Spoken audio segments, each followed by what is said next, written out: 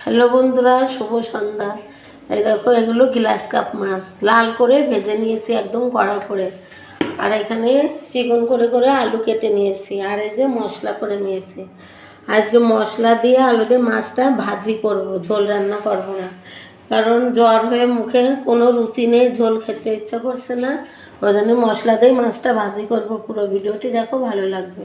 তেলের ভিতরে আমি একটু গোটা সাদা জিরে ফোড়ন দিলাম, আর দিলাম তেজপাতা, লবণ আর হলুদ দিয়ে দেখো বন্ধুরা, আমি আলুগুলো ভালো করে ভেজে নিয়েছি।